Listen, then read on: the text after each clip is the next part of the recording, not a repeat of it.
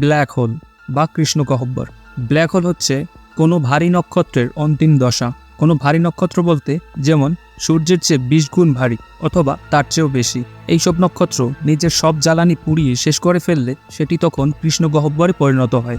যে কোনো নক্ষত্রের ভেতরের সাম্যতা বজায় রাখতে দুটি বল কাজ করে, একটি অন্তর্মুখী মাধ্যাকর্ষণ বল, অন্যটি বহির্মুখী বিকিরণ চাপ। সব জ্বালানি যখন শেষ হয়ে যায় তখন কেন্দ্রের নিউক্লিয়ার বিক্রিয়া বন্ধ হয়ে যায়, ফলে বিকিরণ চাপ কমে আসে। এসব নক্ষত্রের ভর যেহেতু অনেক বেশি, তাই অত্যন্ত দ্রুত মাধ্যাকর্ষণের প্রভাবে তারাটি চুপসে যায়, ফলে ভীষণ একটা বিস্ফোরণ ঘটে, যাকে আমরা সুপারনোভা বলি। এই সুপারনোভা বিস্ফোরণের অবশেষে একটি ব্ল্যাক হোলের জন্ম হয়। অনেকগুলো ব্ল্যাক হোলের সমন্বয় কিংবা অতি ভারী গ্যাস মেঘ চুপসেও সুপারম্যাসিভ ব্ল্যাক হোল তৈরি হতে পারে। সাধারণত প্রত্যেকটি গ্যালাক্সির কেন্দ্রে একটি করে সুপারম্যাসিভ ব্ল্যাক হোল থাকে। এদের ভর সূর্যের ভরের কয়েক লক্ষ গুণ হতে পারে। আমাদের মিল্কি ওয়ে গ্যালাক্সির কেন্দ্রেও একটি সুপারম্যাসিভ ব্ল্যাক হোল রয়েছে।